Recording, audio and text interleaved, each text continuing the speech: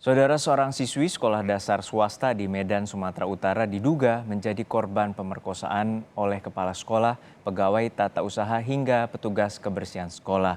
Kasus ini menjadi sorotan setelah diangkat oleh pengacara Hotman Paris Hutapea dalam media sosialnya. Inilah,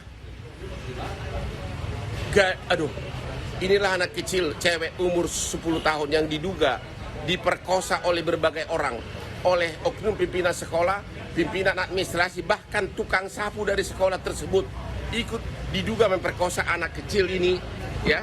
Dan dia datang, ibunya datang dari Medan, peristiwanya di Medan. Ya, anak saya dibawa ke gudang. Terus Awalnya anak saya dikasih serbuk putih sama tukang sapu. dikasih serbuk putih sama tukang sapu. Terus Setelah itu dipaksa minum.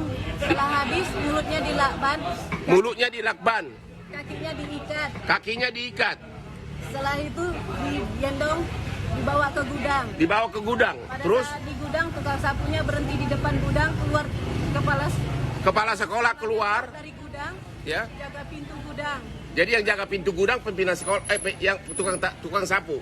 Kepala sekolah dulu ngapain? jaga gudang. Terus yang di dalam Keluar dari gudang kan, jaga gudang. terus Si tukang sapu tadi masuk ke gudang, letakkan anak tadi ke gudang, ya, ke atas meja di dalam gudang. ya. Setelah itu, Ganti pimpinan sekolah masuk. setelah itu tukang sapu keluar jaga gudang sama kepala sekolah tadi, Ya. pimpinan masuk, Dan pimpinan sekolah masuk dan akhirnya terjadilah pelecehan. pelecehan, menurut pengakuan anak ibu, Iya. dia diperkosa berulang-ulang, berganti-ganti. Iya, Sampai berapa kali kejadian? 2 kali. 2 kali kejadian, pimpinan sekolah, pimpinan administrasi, bahkan tukang sapu juga ikut memperkosa anak ibu. Iya. Kisah pemerkosaan keji ini diduga dialami seorang siswi sekolah dasar yang baru berusia 10 tahun di Medan, Sumatera Utara.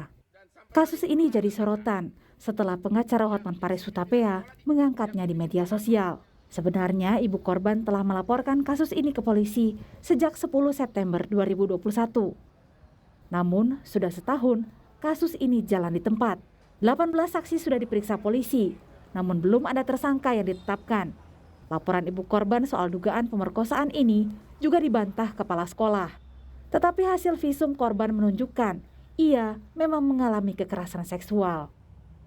Sudah 18 orang saksi termasuk pelapor, ibunya dan korban yang kita mintai keterangan. Dari pihak sekolah pun juga demikian, ada kepala sekolah, guru, security, kemudian petugas kebersihan yang ada di sekolah itu juga sudah dilakukan pemeriksaan. Penyidik juga sudah melakukan pemeriksaan forensik, kemudian melakukan visum et repertum, pemeriksaan ahli, dan pemeriksaan pendamping dari LPA, dari dinas sosial, dan lain sebagainya itu sudah dilakukan. Jauh sebelum ibu korban melaporkan kasus dugaan pemerkosaan oleh kepala sekolah, pegawai tata usaha hingga petugas kebersihan sekolah, anak perempuan Malang ini juga sudah menjadi korban pemerkosaan ayah kandungnya. Per 29 Agustus 2022 lalu, Mahkamah Agung telah menjatuhkan vonis 15 tahun penjara pada sang ayah yang tega memperkosa anak kandungnya sendiri. Komisioner Komisi Perlindungan Anak Indonesia Retno Listiarti mendorong polisi untuk segera mengungkap kasus ini. Pasalnya, terduga pelaku adalah kalangan pendidik dan tenaga kependidikan yang seharusnya menjadi pelindung anak selama berada di sekolah. Tim Liputan, Kompas TV. Dan untuk mengetahui perkembangan informasi terkininya, kita segera bergabung dengan jurnalis Kompas TV, Nadia Hutagalung di Medan, Sumatera Utara. Nadia, hingga saat ini bagaimana perkembangan penyelidikan polisi atas kasus dugaan pemerkosaan terhadap siswi sekolah dasar di Medan, Sumatera Utara? Dan apakah polisi telah menetapkan tersangka? Ya, Juno dan juga saudara, sampai dengan saat ini memang pihak Polda Sumatera Utara belum juga menetapkan tersangka terkait dengan kasus dugaan pemerkosaan terhadap anak usia 10 tahun yang diduga dilakukan oleh kepala sekolah, pegawai administrasi dan juga petugas kebersihan yang ada di sekolahnya. Berdasarkan informasi yang kami dapatkan dari Kabid Humas Polda Sumatera Utara, yaitu Kombes Pol Hadi Wahyudi, mengatakan saat ini pihaknya sudah melakukan pemeriksaan saksi begitu terhadap 18 orang dan juga sudah melakukan 2 kali prarekonstruksi di tempat kejadian perkara atau TKP, di mana pemeriksaan ini dilakukan baik terhadap kepala sekolah, kemudian juga pegawai administrasi dan juga petugas kebersihan terhadap ibu korban, dan juga dilakukan pemeriksaan pendampingan ahli oleh pihak dinas sosial terhadap korban sendiri. Ini juga dilakukan pemeriksaan forensik dan juga visum yang sudah dilakukan. Memang sampai saat ini pihak Polda Sumatera Utara mengatakan bahwa pihaknya masih mengumpulkan hasil pemeriksaan dan juga alat bukti dan juga melakukan pendalaman lebih lanjut.